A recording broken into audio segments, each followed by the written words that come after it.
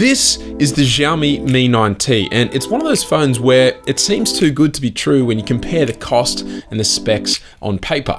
The thing is, we know how often specs on a sheet can actually sometimes end up translating to poor performance in the real world, and so I've had my SIM card in this phone for the past few weeks to determine whether or not this is a phone you should consider buying or whether it's worth forgetting about altogether.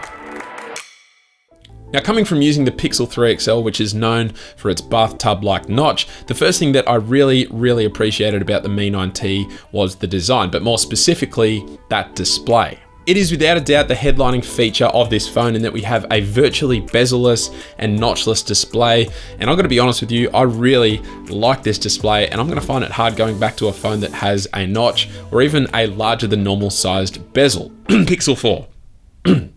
Pardon? Anyway, having no interruptions to the edges of this display and the fact that it goes pretty much from corner to corner with a very minimal bottom chin as well is seriously nice, and it just makes the experience of using this device super clean and downright enjoyable. On top of that, the display itself is actually an OLED panel, and I really struggle going back to phones that don't have OLED panels these days, and so the fact that that's not something I have to sacrifice when using this phone is excellent. Whilst it's certainly not the brightest panel going around, it does get decently bright, probably just a little bit less than my Pixel 3 XL, which is pretty impressive, but it definitely doesn't get dim enough for low light use in my opinion, although I've gotten pretty used to using a screen dim application of late, even on my Pixel, so this is a fairly innocuous issue for me. So in terms of the selfie cam, Xiaomi have gone with the now somewhat popular approach of placing it in this little pop-up mechanism similar to the OnePlus 7 Pro, although this one sees the inclusion of this neat little LED light that shines up every time you open and close it, and this actually also acts as a notification LED, which is pretty neat. The phone does have a glossy glass back with this swirling gradient of color, and I don't mind it, although it's probably not my favorite look. I tend to prefer a matte finish that some of the other devices have come out with lately. And unfortunately, even though we do have a glass back, this phone does not have wireless charging, which may be a big issue for some. I do miss the feature, although at this price point, it's not the biggest complaint for me. Now, like a lot of other phones coming out at the moment, particularly lots of budget ones surprisingly, the Mi 9T does have an in-display fingerprint sensor, which is a fun feature to have in one sense, but it isn't super fast or reliable. You have to be quite intentional with the placement and pressure of your finger. And so for me, the jury's still out on in-display fingerprint sensors. There is a face unlock feature on the Mi 9T, although it's pretty slow and also unreliable as to when it's even going to work. Sometimes you have to even tap the face icon for it to launch the functionality, so it's something that I rarely use.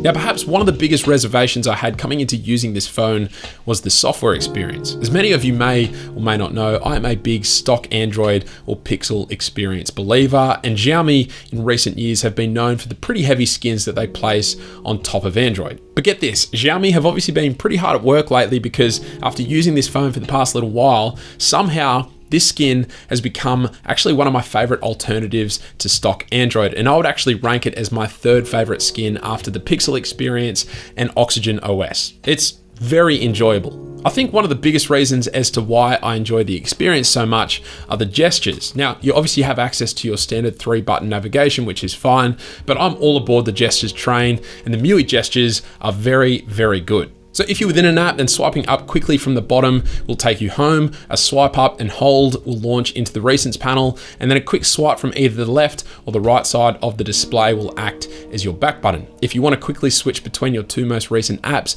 then holding that left or right swipe a little bit longer will do the trick. So as you can see, they're actually pretty similar to the gestures that Google just launched with Android 10, which I really enjoy as well. And for me, the key to a good gesture-based system are the animations. So whenever you swipe up or swipe up and hold, the application actually follows the movement of your finger, and this just makes everything feel very fluid.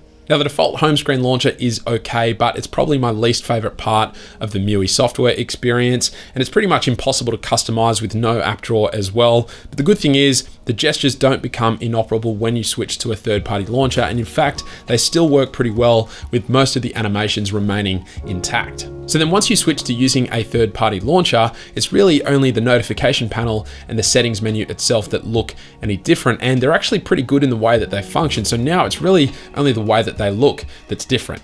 The biggest thing I don't really care for when it comes to this software though are the notifications. Whilst they look and feel pretty similar to stock Android, they can sometimes be a little bit inconsistent. So some notifications don't come in at all, even with battery optimization settings switched off. And oftentimes a notification won't behave the way I expect it to when I either tap it or swipe it. It'll either do something else completely or it just ignores my touch altogether. But apart from that, this is actually a very decent software alternative to stock Android. And on top of that, it also feels very snappy indeed. I would even go as far to say that it feels snappier than my Pixel 3 XL. Now, it does come with 2 GB more of RAM, but you certainly notice that apps are held in memory for longer, but then also opening and closing apps feels faster than my 3 XL. And so whilst I initially thought that I was going to unlock the bootloader straight away and install perhaps the Pixel Experience ROM or something similar onto this device, I've actually been pretty happy, and so it looks like I can leave things just the way that they are. The other thing you'll no doubt appreciate about this phone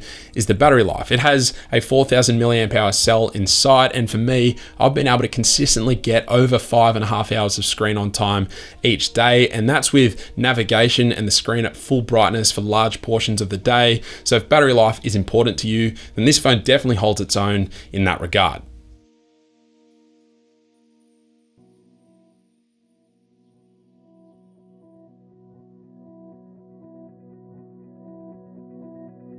So up until now, everything we've talked about points to this phone being an astounding device, particularly given its price point. But there are some cons that we need to talk about, the first being the speaker. Now, one downside to having a virtually bezel-less design is that there's limited space for a decent speaker setup. And unfortunately, that is the case with the Mi 9T, as we only have this single bottom firing speaker here. And look, it's okay, but it's definitely not a highlight, and it's really easy to block and cover as well. And it also sounds a bit muffled depending on what you're listening to. And so whilst you have this great full screen visual experience when watching videos, the audio experience definitely falls flat. The vibration motor inside is also a little bit lackluster, particularly coming from the really good haptics of my Pixel 3 XL. And look, I know it's a subtle feature, but for me, it's one of those things that goes a long way to making a device feel either really premium or a little bit more budget oriented, which this one obviously is. And so then we have the cameras, and look, it's not necessarily that these are bad cameras. They can capture a decent image in the right scenario. And in fact, I've taken quite a few images that I think look pretty impressive. And the fact that we have 3 different focal lengths, a wide, an ultra wide, and a 2x telephoto is great and makes snapping a photo super fun. But it's the inconsistency in the quality of the photos that makes the camera performance less than stellar. So there have been more than a few instances where in the space of, let's say, 10 seconds, I've taken one photo that looks pretty phenomenal, and then another where the colors look a bit washed out and the overall image even looks a bit soft. This is particularly evident when taking photos indoors, but it does happen outdoors from time to time as well, just a little bit less so. But what this means is I end up taking a few photos just in case, otherwise I get home and realize that that one photo I took was actually no good. The selfie cam is the same story. Some photos are tack sharp and look great, whilst others are super soft and washed out and look pretty atrocious really. And so it's this inconsistency that leaves a little bit to be desired when using the cameras on this phone. Now, as I said, you can capture very decent photos in good conditions when using this phone, but if you're looking for a low light beast or something that's going to deliver consistent results, then this phone probably isn't the one for you. But aside from that, I've got to say, this is a very solid purchase of a phone. It's affordable, and yet it hardly compromises, and it feels like a much more expensive phone. And so if you're in the market for an upgrade, but you don't want to fork out $1,000 or even half that, then this phone is seriously worth considering. So before we finish up for today, I just wanted to give a huge shout out to Banggood, who were nice enough to send the Mi 9T my way for review. They have this phone plus a bunch of other super affordable tech available on their website. And they're not sponsoring this video, but they have been nice enough to give me and you guys a $100 off discount code for the Mi 9T. So if you're interested in picking up this phone, then make sure you check out that and the link down in the description below. But aside from that, that is it for this video. Thank you all very much for watching, and I will catch you later.